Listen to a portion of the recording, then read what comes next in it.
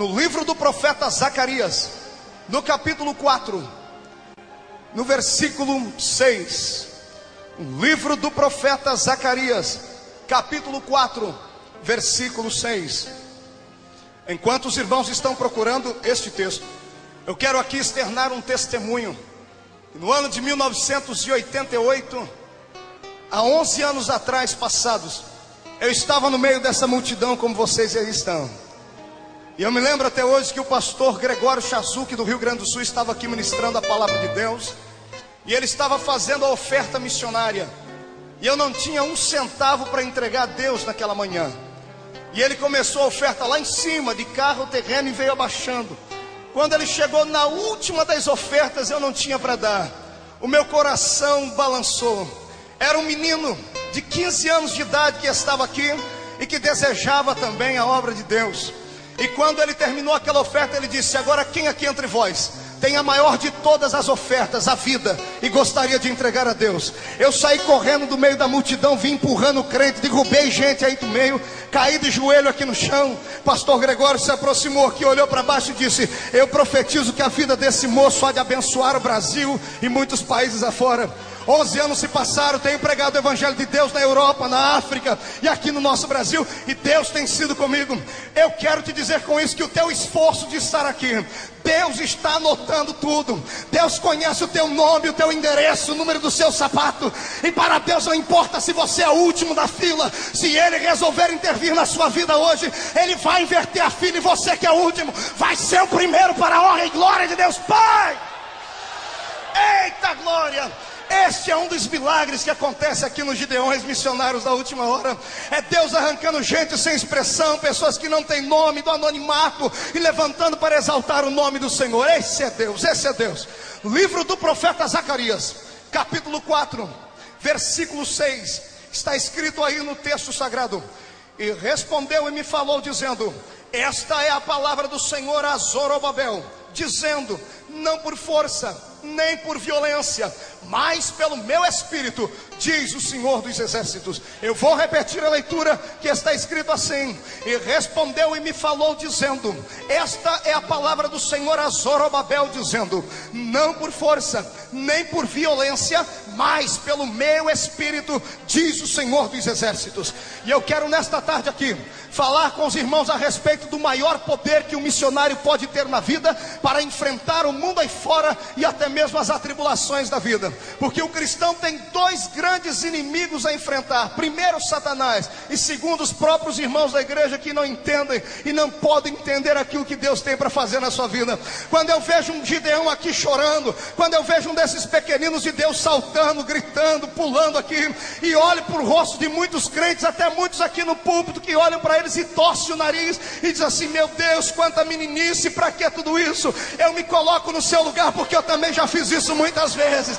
Valeu a pena saltar. É melhor pular aqui do que pular carnaval lá fora. É melhor gritar glórias a Jesus aqui do que gritar lá fora.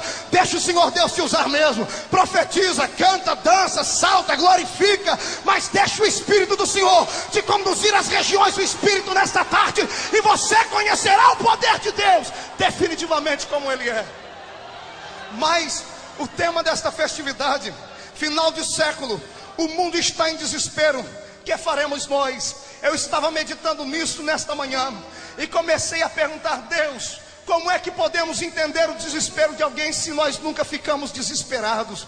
Todo ser humano passa pelo desespero. O desespero é uma expressão da alma quando lhe falta esperança. Desespero é algo que nos faz chorar. Desespero é algo que nos faz sair do lugar e nos escondermos às madrugadas, quando nada vem, o sono não vem, as lágrimas chegam. Desespero é tudo aquilo que nós sentimos de contrário aos nossos anseios e aos anseios da alma. E eu quero levá-los aqui agora, em nome de Jesus, a um sentimento para você entender o que é desespero. Imagine você agora, irmão, no meio das tuas lutas, sendo lançado dentro de uma cisterna escura, bem apertadinha, bem úmida, cheia de ratos, cheia de baratas e coisas horríveis, animais e insetos peçonhentos. Imagine você jogado no fundo do poço, quando do seu lado esquerdo e lado direito nada tem para te fazer consolar. Você está jogado ali às traças, como que esperando a morte chegar, e o desespero vem, e você grita e ninguém escuta. Mas de repente você olha para cima, lá naquela luzinha que ficou do lado de cima da cisterna, e vê o vulto de uma pessoa chegando. E quando você vê aquele vulto de uma pessoa chegando, a primeira coisa que vai acontecer com você é alegria, porque a esperança começa a nascer. Há sempre uma luz no fundo do túnel, e todas as pessoas que olham para cima esperam um socorro que vem do Todo-Poderoso Deus dos exércitos. Mas imagine você que no meio da esperança, você olha para cima e grita àquele que lá está: por favor, jogue-me uma corda aqui. E a pessoa grita lá de cima dizendo: eu não posso, porque eu não tenho os meus braços, eu tenho os 2 braços amputados. Imagine o desespero, sabendo que a esperança bateu a porta, mas ninguém pôde lhe ajudar. Se isso ainda não te comoveu, imagine você enfermo e sendo lançado dentro de um hospital, desses hospitais do INAMPS, onde todo mundo sabe que entra, mas não sabe se sai, onde você ouviu dizer que há um médico açougueiro ali que não cuida das pessoas, e você está na mão de uma pessoa dessa. O desespero às vezes se torna maior. Imagine você com uma situação semelhante a esta. Imagine você perdido no meio de um caminho, como aqui em Camboriú muitas crianças se perdem. Já viu a expressão de uma criança quando se perde do pai? O desespero, o horror estampa no seu rosto, mas a alegria é quando alguém maior, alguém mais forte chega e toma ela pela mão e lhe conduz até o pai e a mãe. Agora imagine você perdido no mesmo caminho e ninguém para te ajudar, e você olha à frente e vê uma pessoa. A alegria vem, a esperança vem, e quando você se aproxima dela, você descobre que a pessoa é cega, que não sabe o caminho também. Este é o desespero pelo qual o mundo passa. E eu quero te dizer que as pessoas que estão nessa situação, que estão dentro de cisternas, que estão enfermas e não conseguem que lhes cure, que estão perdidas no meio do caminho, é o mundo que está aí fora. E infelizmente o homem que eu disse sem os braços aqui, o médico que não tem condição de curar, e o cego, não é o mundo lá fora. Somos muitas vezes nós, a igreja do Senhor Jesus, que detemos o nosso coração à palavra da verdade, que falamos que somos pentecostais e acreditamos no poder de Deus, mas não transmitimos isso às pessoas. Chega de viver um evangelho barato, chega de viver um evangelho apenas de palavras. Precisamos começar a operar no Espírito de Deus, caso contrário o mundo não terá esperança. Quando eu olho para a igreja aqui de cima, eu sinto o coração palpitar, porque cada um dos que aqui estão conhece o que é o poder de Deus, ou pelo menos deveriam conhecer. Mas por onde eu tenho ido, a lâmpada do Espírito já está apagada. Muitas igrejas o Espírito não pode mais operar, e eu convoco a igreja para uma obra missionária dentro da própria igreja. Mas nesta tarde, se Deus encher aqui pelo menos meia dúzia de Gideão com o Espírito, nós vamos detonar as portas do inferno, e Deus vai voltar a reavivar o seu povo.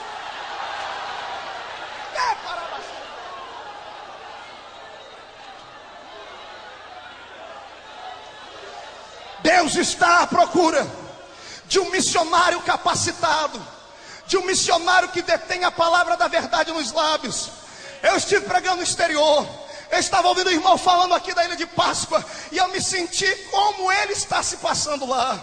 Quem já foi para o exterior para uma obra missionária sabe o que é isso. Quando eu cheguei em Angola, em Luanda, fiquei 4 dias trancado ali dentro de um quarto em jejum e oração. Satanás me visitou umas 4 vezes à noite, se materializando. Ali não tem mamãe para te escutar, ali não tem ninguém. É você, Deus, e o povo que está faminto lá fora. São feiticeiros te rodeando. Eu preguei em um culto lá com mais de 3.000 pessoas, e uma macumbeira foi fazer trabalho de feitiçaria dentro da igreja. A audácia que aquele povo tem. E aí eu olho aqui para cima e vejo que aqui não tem nenhum macumbeiro, mas pelo menos tem crente cheio do poder, que tem medo de manifestar a sua graça, tem medo de expressar o poder da sua alma, tem medo de dizer aos homens que ele é pentecostal de carteirinha mesmo. Ele canta, pula, grita, planta a bananeira, diz que Jesus é bom, e deixa o Espírito de Deus se apossar. Devemos deter a palavra da verdade.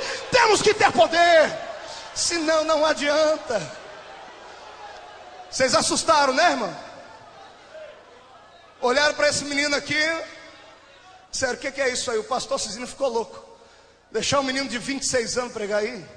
Pois é, irmão, sou um menino só por fora, por dentro tem um homem de Deus escondido aqui.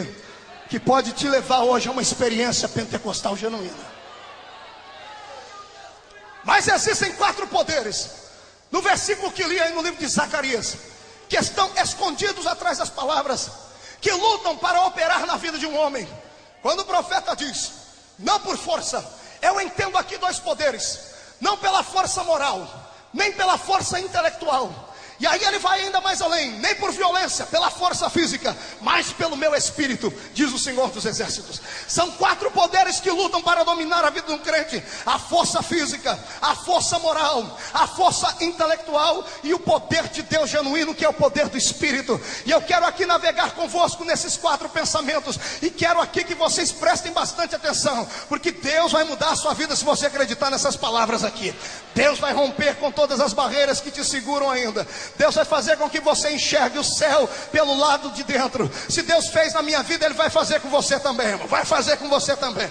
Deus vai fazer com você também. Eu acredito nisso piamente. Muitos lugares que eu chego aí, as pessoas perguntam: Marco, vem cá, quem é o teu pai? Teu pai deve ser um pastor de uma igreja gigantesca. E eu tenho que dizer, infelizmente, meu pai morreu há 2 anos atrás e aceitou Jesus num berço de morte. Aí pergunto: então a tua mãe deve ser uma daquelas mulheres de cabelo branco, joelho forrado de oração, diretora de um grande ciclo de oração. A minha mamãe nem aceitou Jesus ainda. Então você deve ter algum irmão que crê no Senhor Jesus e que é pastor. Ninguém na minha família é crente, e eu sou filho único por parte de mãe. Aí as pessoas perguntam: então vem cá, como é que você conseguiu ser pregador? Como é que você conseguiu rodar o Brasil e foi parar no exterior? É simples. Um dia desses falaram: você deve ter algum costa quente. Eu falei: tem, irmão. O meu costa quente, ele tem a costa quente, o pé quente, a mão quente, os olhos quentes. Ele é o Espírito de Deus. É o Espírito do Senhor que é o meu empresário. Quer me contratar? Conversa com Ele. Quer ser como eu? Receba a presença dEle aí. E vamos botar para quebrar aqui, crente. Vamos tirar o pé do chão. Vamos adorar Jesus.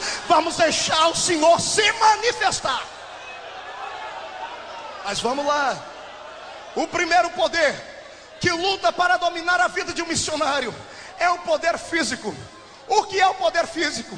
É aquele poder que você tem aí nessa estrutura óssea, carregada por essa carne bonita, que se transforma no seu corpo. O poder físico diante da Bíblia Sagrada, ele tem quase nenhum valor. O poder físico, ele apenas nos faz, diante dos homens, sermos um pouquinho respeitados. É claro que um homem de 2 metros de altura como o irmão Evaldo bota muito mais medo de alguém do que um tampinha como eu, né, irmão? Porque se tamanho fosse dinheiro, eu servia só para troco, né? Mas graças a Deus, e quando Deus olha para alguém, Ele não olha para o tamanho da pessoa. Deus não está importando com como está a sua condição física. Hoje em dia nós vivemos na era da geração saúde. É todo mundo indo para as academias para secar celulite de cá, gordurinha extra de lá. E eu confesso aos irmãos que até eu tenho um aparelhinho daquele que faz assim abdominal em casa, porque ninguém é de ferro. Quem não quer perder barriga, quem não quer ficar esbelto para poder dar uns pulinhos no púlpito e pregar, não é verdade? Mas eu quero dizer a você que esse poder físico para Deus nada adianta, ou quase nada não adianta. Porque Deus, quando olha lá do céu para cá, Ele não olha para esse invólucro humano. Deus olha para dentro da sua alma, e é a sua alma que conta diante dEle. Tu precisa ter nessa tarde é a unção da graça, do poder espiritual que pode mover a sua vida. Senhoras e senhores, Satanás não tem medo de homem e mulher que faz academia. Satanás não tem medo de homem e mulher que malha o dia inteiro. Satanás começa a temer sim aqueles que frequentam a academia do Espírito de Deus. A academia do Espírito de Deus tem uma aeróbica diferente. É assim, nós podemos levantar a mão, levantar o pé e gritar glória a Jesus, que isso é muito bom. Na academia do Espírito, você não recebe músculo nos braços, mas você recebe um calo no joelho. E Satanás tem que correr mesmo de quem tem calo no joelho, porque a obra missionária é feita assim, com homens e mulheres de oração que detêm o poder da verdade na vida. E se você não é um homem desse, nem uma mulher dessa, ainda está, você pode entrar conosco aqui. O Espírito Santo é o melhor professor de academia espiritual que eu conheço. Ele vai te levar para um monte, depois ele vai te levar para o deserto, e é lá que ele vai moldar o seu corpo. O seu corpo físico para nada se aproveita. Eu quero dizer a você aqui, meu amado irmão, minha amada irmã, jovens que estão me ouvindo, que têm a mesma idade do que eu, o seu corpo não foi feito para ser vitrine de exposição para os homens e mulheres aí fora. O seu corpo foi feito para ser templo da verdade, do Espírito Santo do Senhor. É para isso que o corpo do crente serve. Tua boca não foi feita para maldizer ninguém, a não ser para glorificar o nome nome do Senhor Jesus Cristo e falar em línguas estranhas. É para isso que serve o teu corpo, é para isso que o teu corpo serve. Então, em nome do Senhor Jesus Cristo, permita o Espírito de Deus se apossar de ti. Houve homens na Bíblia que se estribaram em cima do seu poder físico. Um deles se chamava Sansão. Sansão, por várias vezes, brincou com Deus, e em uma de suas brincadeiras, a mulher que havia seduzido Sansão disse: olha, os filisteus vêm contra ti.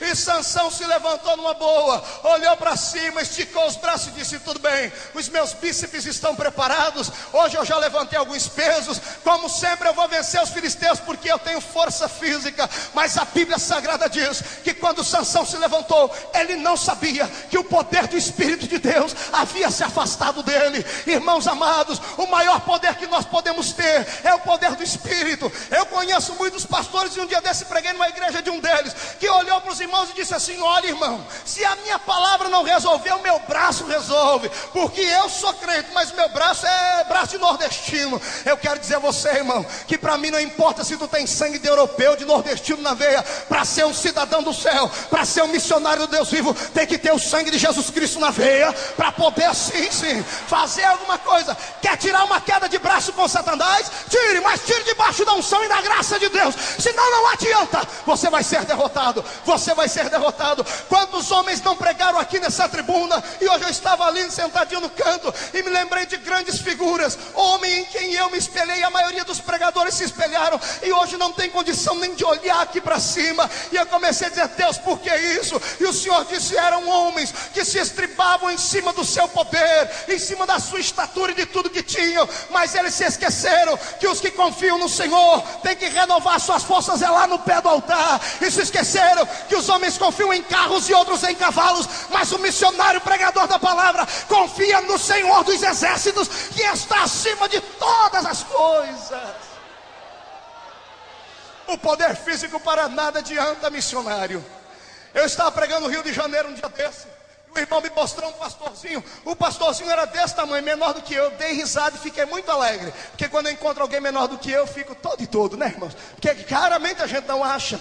E quando eu olhei para aquele irmão, o moço me contou: Marco, tá vendo esse camarada aí? Eu falei: sim. Esse homem um dia desse foi fazer um trabalho no morro aqui no Rio de Janeiro, e quando ele vai subindo para lá com a sua biblinha no canto, e a sua roupinha toda com a listinha só na testa, lá no seu terno, no meio do caminho, 4 bandidos lá armados pararam ele, e um deles ousou pegar uma arma, colocou na fronte do pastor e disse: me dá dinheiro. E ele disse: eu não tenho dinheiro para dar. Ele disse: então pode começar a rezar, moço, porque tu vai morrer. E ele olhou para ele assim, irmão, a arma estava aqui, pelo que o irmão me disse. Ele virou para frente e pegou no cano do revólver e colocou a arma na testa dele. E o pastorzinho olhou assim para ele e disse: olha, se você tem coragem, é melhor puxar esse revólver agora, porque antes de você puxar esse gatilho, o meu Deus é capaz de te fulminar morto aqui, em nome do Senhor Jesus. Aleluia! E todo mundo começou a rir dele. Os bandidos falaram: gente, vamos deixar esse crente louco embora. Olha, o homem está falando besteira, enfrentando a gente com um cano de ferro desse na mão. Um camarada é doido, é crente de Bíblia mesmo. E lá vai o irmãozinho dando glória a Deus, dizendo: Deus, eu enfrentei os homens e venci, né? Aí um dos bandidos ousou mexer com ele e disseram assim para ele: ei, crentinho, olha lá, e o seu Deus vai te defender. Ele disse que quando ele olhou para trás assim, irmãos, irado porque eles haviam zombado dele, quando ele viu os 4 bandidos lá, o lugar foi tomado de anjos de Deus, e um homem lá catou. Ele viu quando um anjo de Deus catou pelo cabelo daquele bandido que estava com a arma na mão, e o anjo gritou com ele: mata agora ou depois? E ele disse: não, Senhor, não precisa matar, eu vou ganhar eles para Jesus. Eu sei que muita gente não acredita nisso, mas crentes lá do Rio de Janeiro sabem o que é isso. Eu já preguei várias vezes lá, e os anjos de Deus passeiam no meio daquela cidade, porque há poder espiritual. Onde abunda o pecado, superabunda a graça. Deixa o poder de Deus te dominar.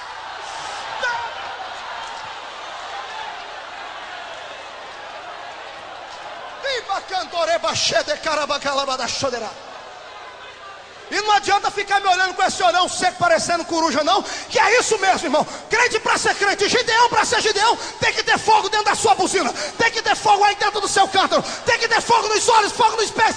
Receba em nome de Jesus mais poder, se você acredita nisso. Tem que ter poder, irmão. Tem que ter poder. Tem que ter unção divina.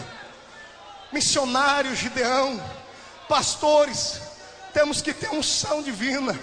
Muitos pastores se perguntam por que os gideões conseguem arrancar tanto dinheiro do povo. E ontem eu estava meditando disso e eu descobri que na minha igreja ninguém contribui. Agora chega aqui nos gideões, os irmãos dão até sapato, meia, camisa, e lá na igreja não dá nem um centavo. E eu descobri isso ontem à noite, porque eu fui comer num restaurante e eu vi que quanto mais cara a comida, mais gostosa ela é. E semana passada eu comprei um marmitex desse de R$1,99, irmão. O cheirinho estava bom, sabe? Mas quando eu dei uma mordida, veio 2 cascalhos de pedregulho que quase me quebrou os dentes.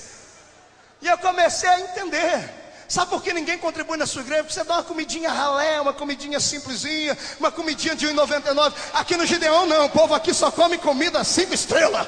Aqui o restaurante de Jeová vem quentinho lá do céu. É por isso, porque aqui pregador tem que orar, não tem, pastor Luiz Antônio? Tem que orar, tem que jejuar, tem que ter graça para pregar. Você quer esse poder sobre a sua vida aí, irmão?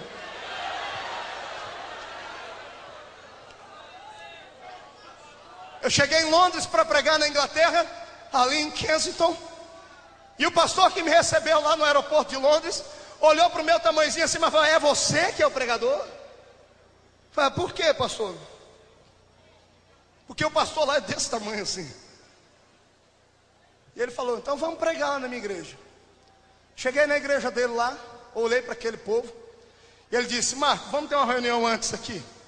Me levou lá para o escritório dele junto com os diretores da igreja, que ele disse: olha, se você veio do Brasil para nos trazer um simpósio de teologia e doutrinas, é melhor você voltar para sua casa. Por que isso, pastor?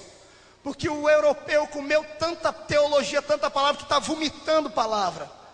O povo aqui quer ver manifestação de Deus. Quando você prega, Jesus batiza com o Espírito Santo. Por quê? Porque se Jesus batizar com o Espírito Santo, você vai poder pregar. Porque há 10 anos Jesus não batiza aqui. E eu falei: o que é, companheira? Foi a verdade. Eu falei: mas como? Ele falou: como? Não tem como. O dinheiro, o europeu é rico, o europeu tem muitas posses.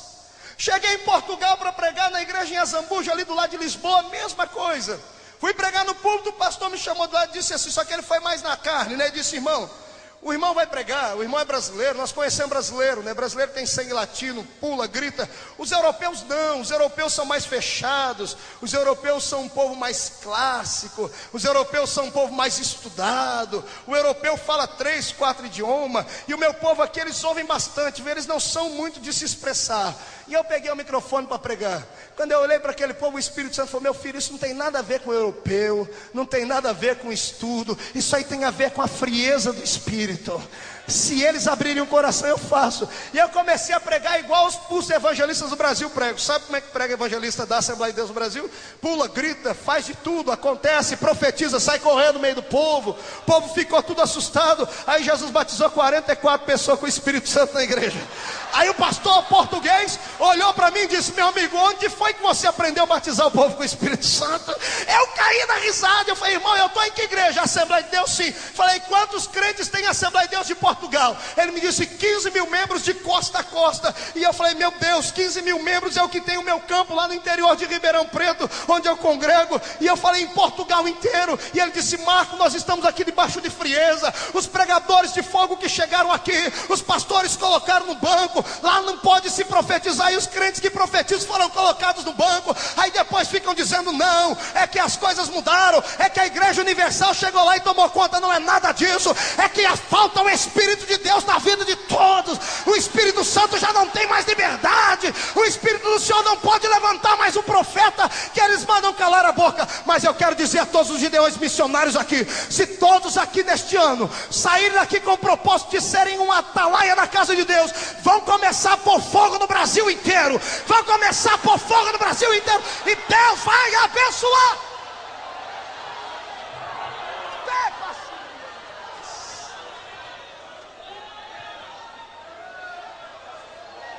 Mas ainda tem o poder moral.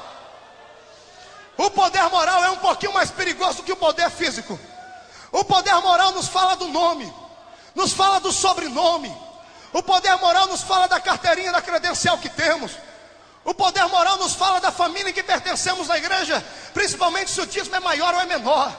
O poder moral, maldito é o homem que se estriba em cima dele. que acha porque é filho do doutor fulano de tal pode fazer missões. Missões não são a missão não é hereditária, irmão.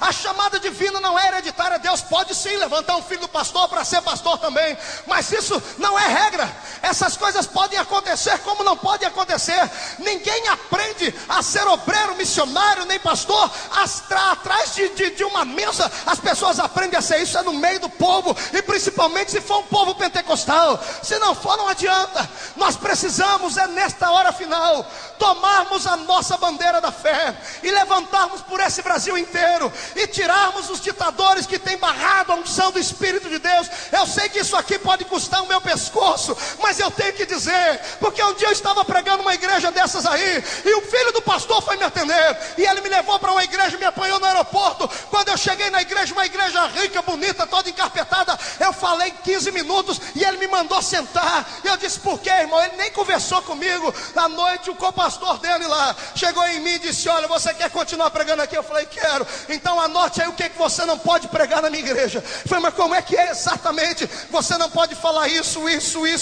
Não podia profetizar, irmãos, não podia gritar, não podia sair fora do microfone ali, não podia deixar o Espírito me revelar. Eles tinham que ver o esboço da minha mensagem antes. E eu falei: irmão, e se eu não fizer nada disso? Ele disse: olha, ele mandou você sentar, agora ele vai te mandar embora. Me deu uma tristeza na alma, irmãos. E eu falei: meu Deus, essa não é a Assembleia de Deus que eu nasci. Eu sei que eu nasci numa cidadezinha do interior lá em Orlândia, e o meu povo está aí para o meio espalhado. É uma cidadezinha pequenininha. Não, eu fui crescido na Vila Tatu da minha cidade, de roupinha rasgada, mas a minha igreja era cheia de fogo, tomada da unção do Espírito. Deus tinha liberdade de operar. Eu fui para o quarto de hotel aquele dia injuriado. Eu falei: Jesus, já que não tem jeito, eu vou entrar no ritmo do pastor, porque itinerante que não prega o que o pastor quer, depois ninguém nunca mais convida e ainda fecha a agenda pra gente, né? Só Jesus para guardar. No outro dia eu olhei, acordei de manhãzinha e falei: vou pelo menos aproveitar o café da manhã no hotel, né? Quando eu cheguei no café da manhã, tinha uma mesa lá com um tal de café colonial, irmão, que eu nem sei o que é isso. Lá em casa é só pãozinho com manteiga e um pouquinho de café. E eu fui lá e coloquei uma mesa, enchi, falei: pronto, Jesus, eu não prego na igreja, mas pelo menos vou comer bem. Quando eu fui orar para comer, irmãos, o Espírito do Senhor falou no meu ouvido: você não lembra o que te aconteceu ontem? Falei: lembro. Então volta para o quarto para você orar e jejuar. Volta lá para o quarto. E eu olhei para aquela mesa de café, dei uma lambida nos beiços, e eu falei: então até logo o cafezinho. Voltei para o quarto e orei. Na hora do almoço estou eu descendo lá, e tinha muita carne assada. O cheiro do restaurante chegava lá no apartamento onde eu estava. Quando eu abri a porta do restaurante, olhei assim, era carne que voava para tudo quanto é lado. Meu estômago já estava nas costas mesmo. Falei: é hoje, Jesus, obrigado. Quando eu dobrei, eu sentei ali na mesa, fui fazer a oração de agradecimento. O garçom parou para esperar eu fazer a oração, e quando eu terminei de orar, o Espírito do Senhor falou: o que você está fazendo aí ainda? Falei: Senhor, estou com fome. Vai para o quarto orar e jejuar, meu filho. Vai orar e jejuar. Eu olhei para o garçom, falei: Senhor, me dá licença, eu vou para o quarto me retirar. O garçom deve ter achado que eu era pneu da cabeça. Quando foi 6 horas da tarde, eu desci para jantar. Aí eu já fui esperto, né? Fui ouvindo: bom, agora ninguém falou comigo, agora eu vou poder jantar. Quando eu cheguei na porta do restaurante, não servimos janta de sábado. Eu falei: oh Jesus, eu te agradeço. Cheguei no culto, irmão, com o estômago aqui atrás. Quando eu dobrei o meu joelho lá no púlpito, o Espírito do Senhor veio sobre mim. Ele me encobriu como um manto de glória e disse: filho, eu vou fazer aqui hoje coisas que há 10 anos eu não faço nesse lugar, porque a minha presença precisa voltar.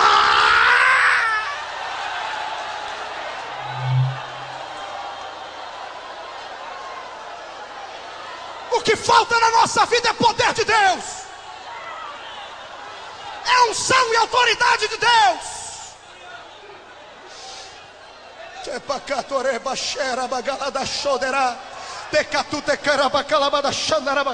Vamos deixar essa glória de Deus entrar aqui um pouquinho.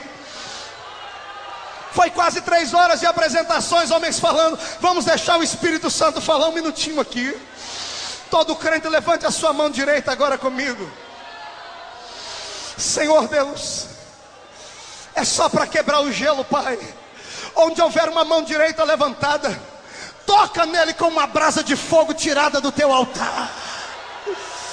Libera sobre nós a tua glória.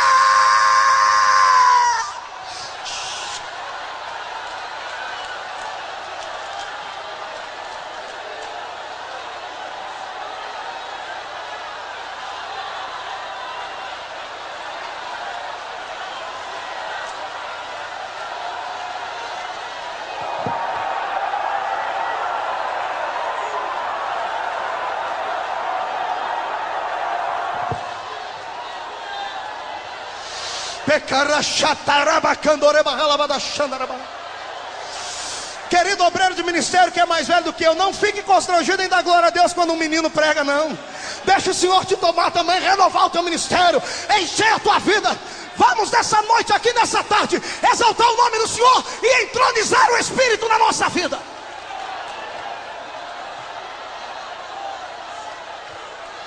Oh, aleluia.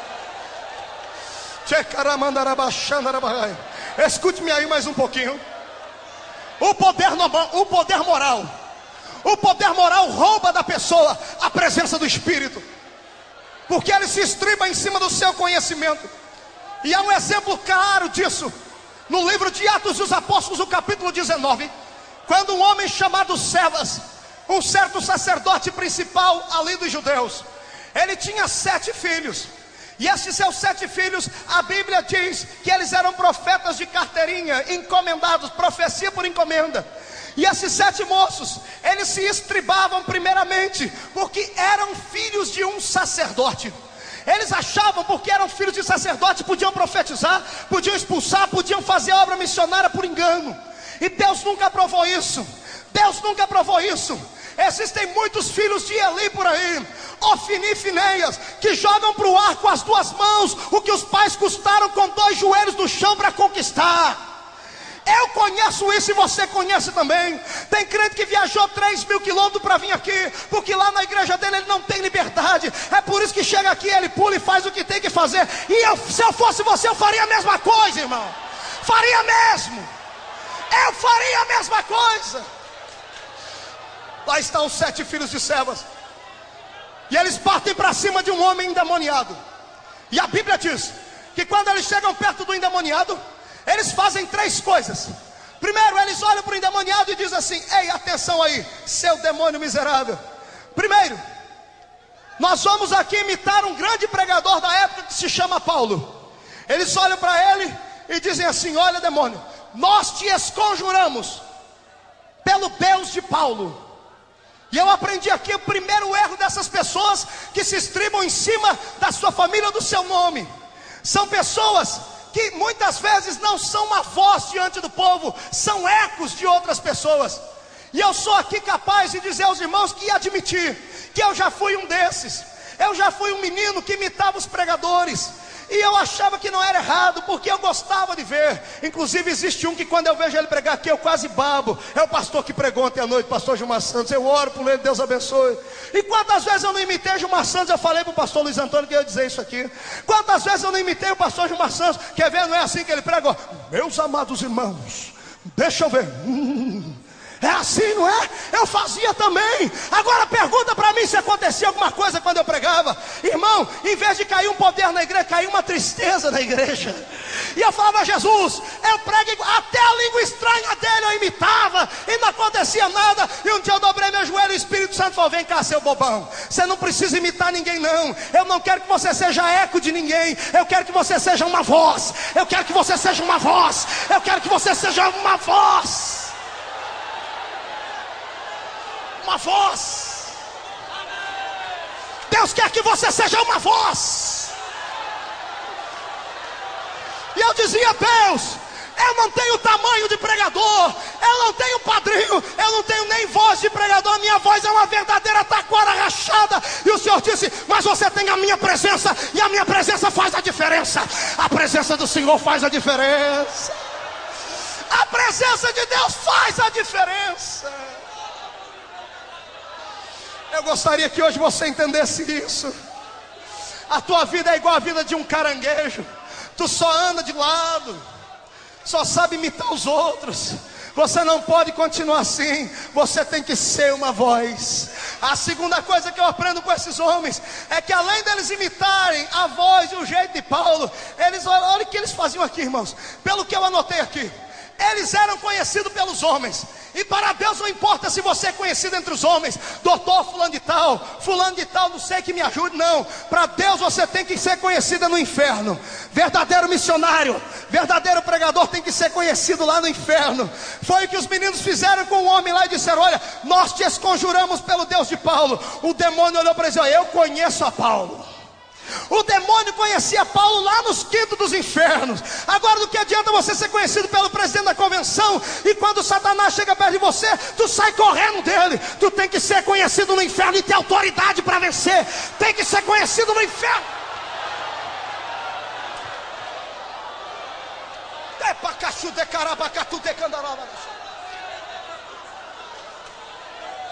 O dia que eu fui embarcar para a África, eu fiquei 6 dias no Rio de Janeiro para o consulado me liberar o visto. Porque o raio do cônsul lá, ele era macumbeiro. E quando ele viu a Assembleia de Deus escrito, e junto com o carimbo do Ministério da Cultura de Angola, ele não quis me deixar ir.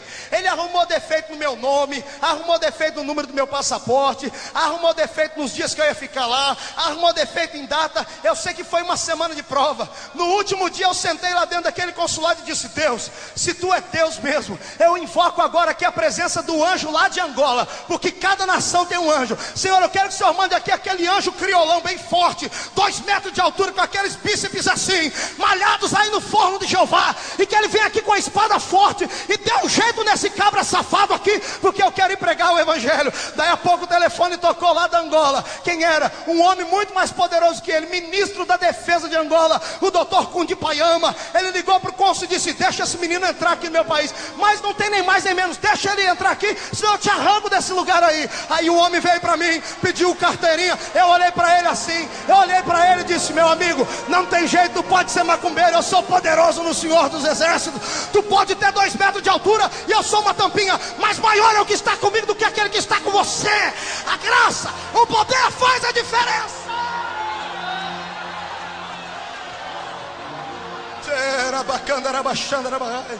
Quem você pensa que é, irmão? Tu está achando que você é o quê? Gideão, missionário da última hora, tu está achando que você é o quê? Está achando que você é só mais um desconhecido no meio da sociedade? Você é muito mais do que isso. Vós, ministros, sois muito mais do que aquilo que vocês pensam. Meu ministério é pequeno, é novinho, tem 3 anos que eu prego. Há 3 anos atrás, eu era o pior diácono da minha igreja, eu batia até em criança. Só o sangue de Jesus. Meu pastor está aí para o meio, ele que sabe disso. Minha esposa está ali, quando eu falo isso, ela baixa a cabeça e fica vermelhinha. É verdade, eu não tenho medo de admitir o que eu fui, porque a minha vida pode ser um espelho para a tua. Aí eu fui pregar lá no estado da Bahia. Preguei 22 dias lá em Salvador. Quando eu estou vindo embora de avião, cansado, arrebentado, pregava de manhã, de tarde, de noite. Cadê os baianos? Tem baiano aí? Oh, gente, esse povo é bom, viu, irmão?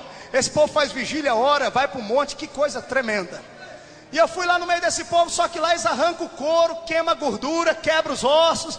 Eu preguei todo dia, de manhã, de tarde, de noite. No último dia eu estava chamando Jesus de Genésio já, não aguentava mais. Eu entrei dentro do avião da Varg e sentei lá e me entreguei à fraqueza. Chegou um cidadão perto de mim, mais bonito que o Reuel, assim, muito mais bonito que você, fortão. O homem usava um cabelão assim, grisalho, e ele passava aquele negócio que as irmãs usam para endurecer o cabelo, tal do gel, é aquele negócio lá. O homem chegou e sentou perto de mim, mas ele veio todo granfino, irmão. E eu sentadinho no meu canto, ele olhou assim para mim e falou: você me conhece? Eu olhei para ele: eu não conheço o senhor não, me desculpe.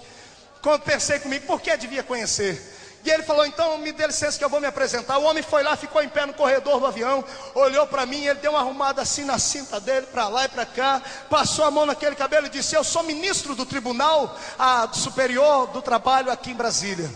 Eu olhei para ele e fiquei sem saber o que dizer. Falei: não, eu sou presidente do Sebrae do estado da Bahia. Não queria me dizer nada. Aí ele falou: eu sou presidente do Comércio e Indústria do estado da Bahia inteirinho. E eu só olhava para ele.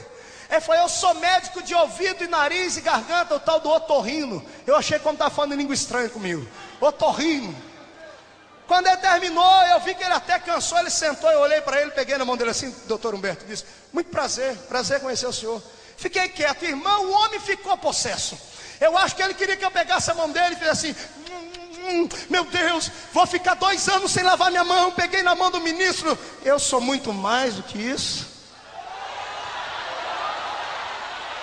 Fiquei no meu canto, aí a pouco o homem injuriou, olhou para mim: mas vem cá, rapaz. Ô, gente, quem é tu, rapaz? Quem é você?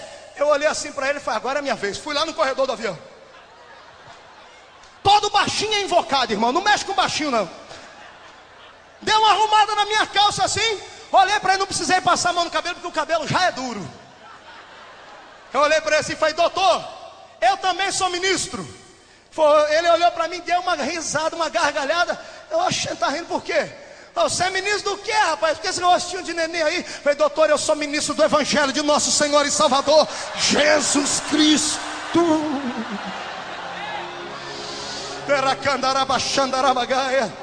Eu sentei ali, o homem abaixou a cabeça de um jeito que começou a sair água do olho dele. Eu olhei e falei: doutor, o que aconteceu? Ele: entrou um cisco aqui dentro. Eu falei: doutor, dentro do avião não entra cisco, não cola. O que está acontecendo? Ele olhou para mim assim: rapaz, eu já sou um homem vivido.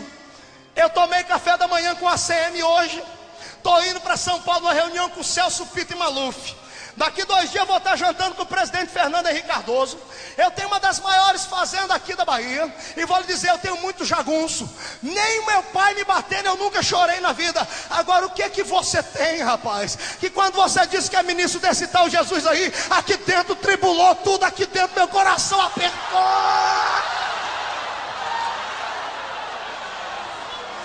Eu olhei para ele assim, eu falei: doutor, eu tenho uma coisa que o presidente da república não tem, deveria ter. Eu tenho uma coisa que nem o Bill Clinton lá dos Estados Unidos, que diz que é evangélico, não tem. Porque não acredita em evangélico que te leva uma vida de adultério infame. Eu tenho uma coisa que nem o senhor tem. Eu disse: o que é? Eu tenho o Espírito Santo de Deus na minha vida, e o poder dele faz a diferença.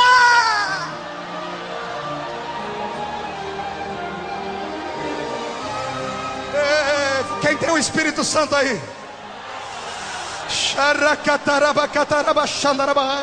Se você tem o Espírito Santo, abraça o Espírito aí. Abraça ele e diga: obrigado por eu te ter. Eu não sou tão pequenino não. Querido obreiro, o Senhor te conhece porque o Espírito está sobre a sua vida.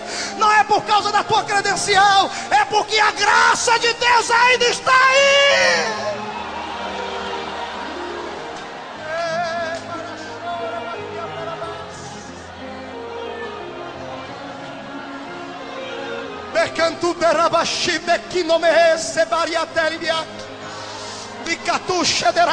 É isso que o Espírito faz.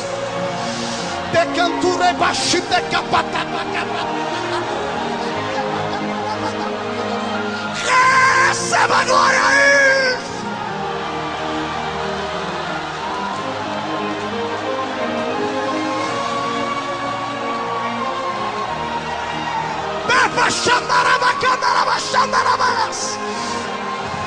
Tu pode ser um menino.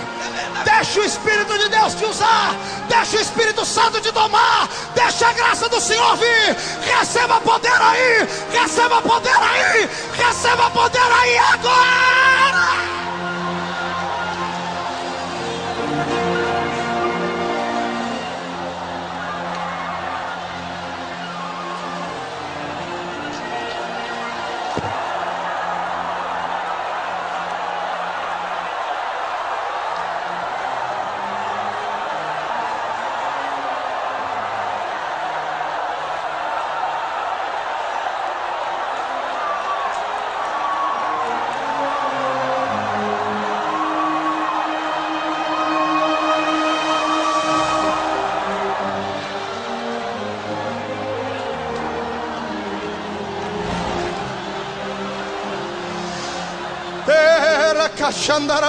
Eu estou com a vontade de orar para Jesus colocar sapato de fogo no pé desses crentes aqui, irmão.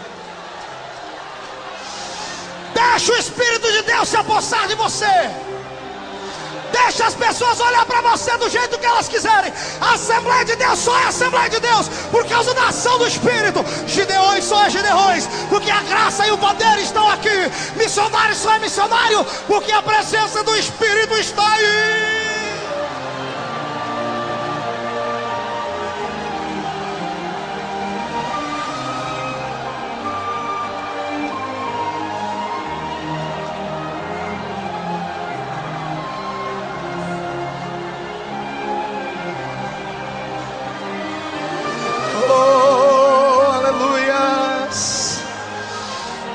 Sinta a glória de Deus.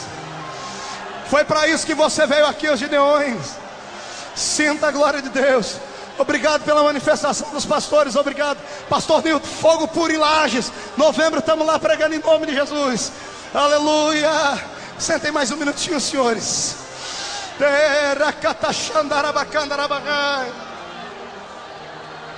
Aleluia. Oh glória.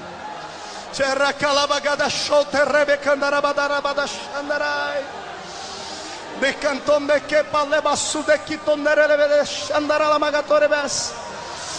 De glórias. Obrigado, Jesus. Oh Deus.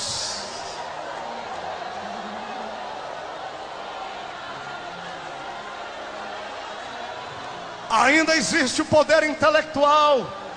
Pode adorar, pode gritar, pode plantar bananeira aí se você quiser. Ainda existe o poder intelectual. E o poder intelectual, ele é maior que o poder físico. Porque através do poder intelectual, o homem domina o leão. Através do poder intelectual, um homem domina uma massa. Através do poder intelectual, o homem pode fazer muitas coisas. Mas para ser um missionário, este é o último requisito de Deus. Porque Deus não busca homens capacitados, Deus busca homens tomados do Espírito. A capacidade é Ele quem dá. Foi o que olharam para o apóstolo Paulo um dia e disseram: vem cá, que faculdade foi que você estudou para falar tão bonito? E Paulo disse: eu, quando fui ter convosco, não fiz em sublimidade palavras de sabedoria humana, mas tudo o que aconteceu foi por mera vontade de Deus, porque eu fui ter convosco em demonstração de espírito e poder. O que faz a diferença é o poder. Sem o poder não adianta. Quer ver? Vai aqui um aviso aos cantores. Já viram que tem cantor que sobe aqui, canta um hino, e você até conhece o hino, mas não acontece nada na esfera espiritual. Agora sobe outro, canta o mesmo hino, e parece que o céu vai cair na igreja. O que faz a diferença não é a voz, o que faz a diferença é o Espírito que está em nós. É isso que faz a diferença. É isso que faz a diferença. Aleluia. Deus eterno. Temos que ter o Espírito. A intelectualidade humana não leva o homem a muitos lugares. A intelectualidade humana pode te levar lá do outro lado do mundo, mas jamais te levará ao cumprimento das missões que Deus quer realizar. Deus precisa de crentes que entreguem a sua vida, que tenham desejo e não tenham medo de deixar o Espírito tomar conta deles. Eu vim agora de um congresso em Curitiba. Cadê os paranaenses aí? Cadê os paranaenses? Vocês ficaram sabendo do congresso da Almadice? Na segunda-feira à noite, Jesus desceu naquele lugar, e ali todo mundo foi para o chão naquela igreja. 9.000 pessoas, a unção de Deus desceu. Foram mais de 400 pessoas batizadas com o Espírito Santo numa noite. Quem é que estava lá? Um grande pregador? Não, é a unção do Espírito estava lá. E isso acontece aqui nos Gideões. Eu até digo, não precisa ser pregador para pregar aqui, porque até algumas pessoas que vêm aqui que nem crentes são, quando começa a falar, o povo dá glória a Deus, mas o poder que permanece é aquele que vem da unção do céu, da unção do Espírito. É Ele que faz a diferença.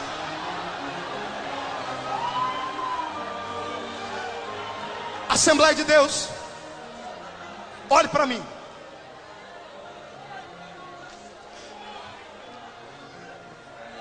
Um dia desse na minha casa o telefone tocou. E eu atendi a linha do outro lado, um cidadão me convidando para pregar na igreja dele. Quer deixar o itinerante contente? É convidar ele para pregar na sua igreja. Amém? Glória a Deus. Quer deixar o itinerante inteligente? É convidar ele. Alegre é convidar ele.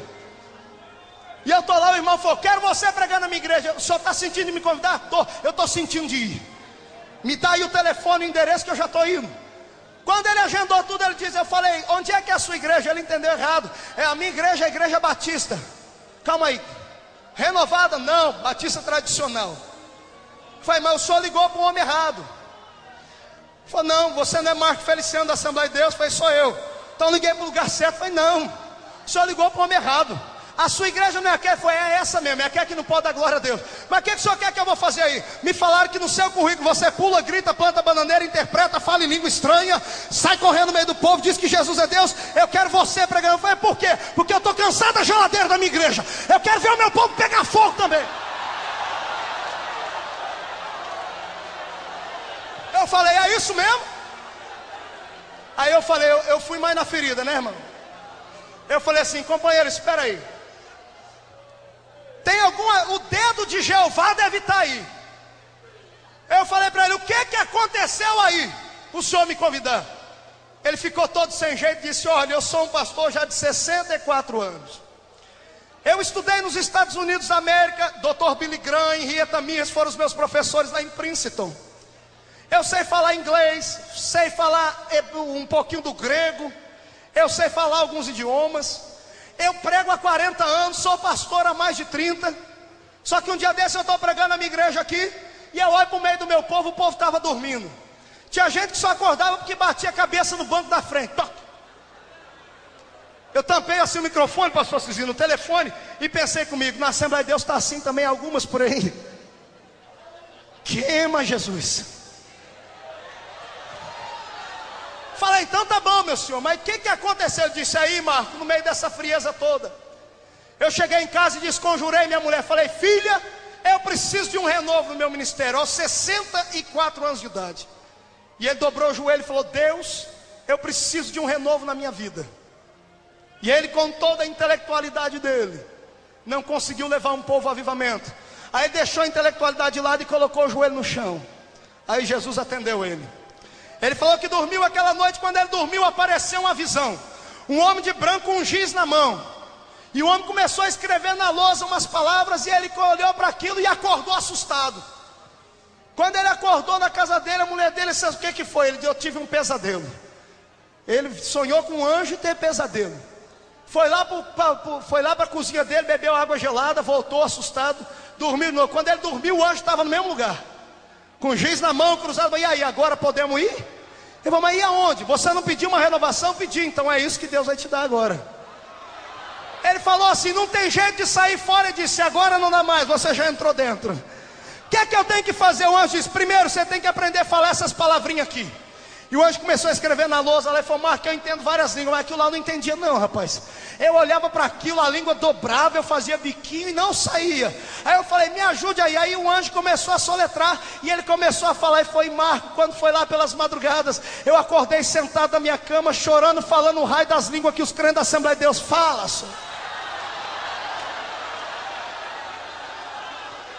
Eu olhei para aquilo. Quando ele me disse isso, o Espírito do Senhor veio no meu coração e disse, meu filho, a que ponto eu cheguei? Eu só faço isso porque o meu povo abandonou a presença do Espírito. Deus está trabalhando de diversas formas, porque você e eu somos os culpados. Muitos aqui têm medo de expressar sua liberdade no Espírito, e muitos não podem ser dignos nem de ser chamados de pentecostais, porque existem 3 tipos de pentecostais. Existem os pentecostais que vivem no Pentecoste só na teoria, já leram na Bíblia sobre o Pentecoste, já viram alguém falar em línguas, já viu alguém profetizar, mas nunca teve uma experiência na vida. Existem aqueles pentecostais que vivem no Pentecoste da saudade. Eles só se reúnem, irmão, como foi bom aquele ano dos Gideões. Lembra 300 anos atrás, quando a irmã Manuela teve aquela visão? Você está pior do que o primeiro. Crente não pode viver de Pentecoste atrasado. Crente não pode viver de Pentecoste de palavras. Crente tem que viver o Pentecoste na experiência, na prática. É no dia a dia, é falando, é sentindo, é gritando, é exaltando o nome do Senhor. Quem lê os livros históricos do verdadeiro povo pentecostal que começaram as missões, vão se assustar. Eu li um livro um dia desses de um grande homem chamado Smith Wigglesworth. E ele conta que os cultos na igreja dele, o povo voava. Vocês entendem isso? Os crentes flutuar no ar.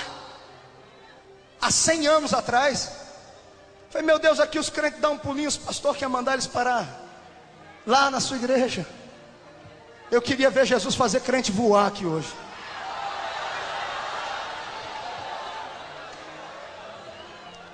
Quantos foram no encontro mundial das Assembleias de Deus aqui em São Paulo esse ano que passou? Quantos paralíticos levantaram lá? Quantos cegos viram? E lá tinha quase 1 milhão de pessoas. Aqui nós temos 10%, mas ontem à noite o cego viu aqui. Fazem-se reuniões pentecostais, mas o Espírito não tem liberdade. São troca de favores. Vem pregar o doutor fulano de tal do outro lado da Ásia, da Europa. O sangue de Jesus Cristo tem poder. Precisamos de homens tomados e inflamados na graça. Precisamos de poder, de autoridade, de algo que venha abalar. Senão é melhor ficar trancado dentro de casa.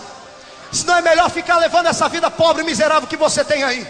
Querido obreiro do Senhor que veio aqui a Camboriú, leve essa unção para sua casa, lá para sua igreja. Quem sou eu para lhe dar esse conselho? Sou um menino, como você já disse. Posso não ter nem barba no rosto, mas leve para sua casa essa unção.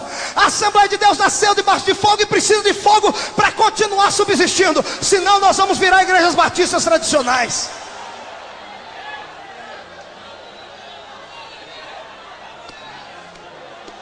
Agora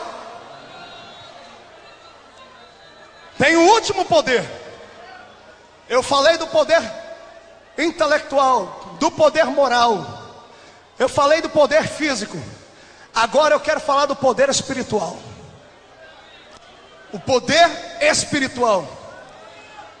O poder espiritual, ele se dá de duas formas: ou para o bem ou para o mal. Existem três dimensões conhecidas pelos homens. É a dimensão do espírito humano, é a dimensão do espírito do diabo e a dimensão do espírito de Deus. Cada um opera em sua própria dimensão para fazer aquilo que lhe convém. Deus está na sua dimensão, criando e guardando a terra.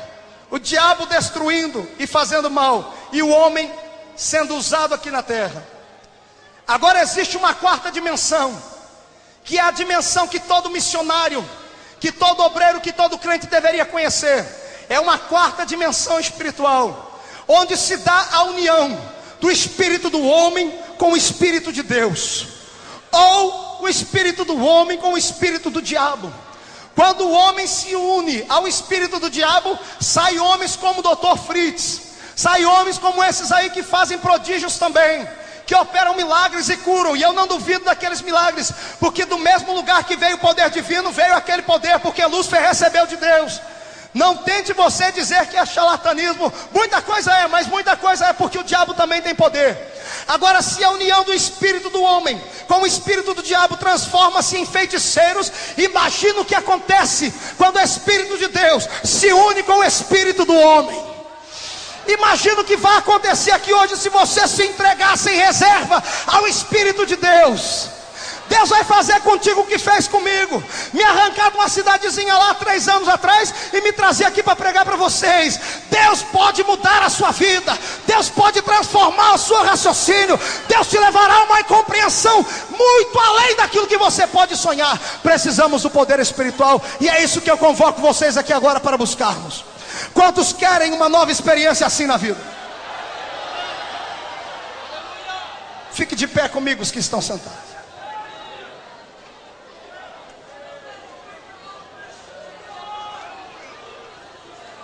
Na última cruzada que nós tivemos ali em Luanda, com mais de 15 mil pessoas no meio da rua, o governo, que não queria me deixar entrar no país, mandou representantes lá para filmar, porque paralíticos levantaram, cegos viram e surdos ouviram.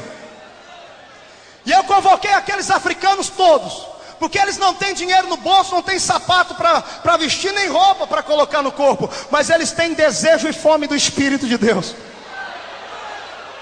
E eu disse a eles: quantos aqui querem ter uma nova experiência com Deus? E 15 mil angolanos no meio da rua levantaram seus braços para cima. E o que Deus fez ali, só a eternidade vai revelar. O culto começou às 2 da tarde, era 10 horas da noite, estava todo mundo no meio da terra, ao ar livre. Eles batiam os pés no chão, a poeira subia de cá, a glória descia de lá. Pastor Francisco me ligou esses dias: sabe para onde é que aqueles africanos estão mandando missionário? Para os Estados Unidos da América. E eu falei: mas como pode, pastor? Vocês não têm dinheiro. Ele disse: nós não temos dinheiro, mas nós temos uma nova experiência do Espírito que você nos ensinou. Estamos indo para a América pregar o Evangelho. Vocês querem uma nova experiência com Deus?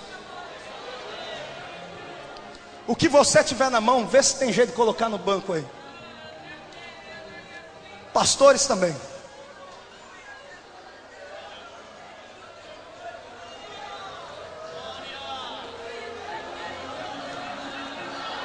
Vai ter crente que vai pro chão aqui em 2 tempos. Pessoas aí do lado de fora do ginásio, se segurem, porque a graça da unção de Deus vai vir sobre ti. O poder de Deus virá sobre esse ginásio aqui agora, como sempre vem, mas hoje ele vai vir de uma maneira diferente aqui. Todo Gideão missionário, levante as suas 2 mãos para o alto abertas. Abra as suas mãos. Pastores,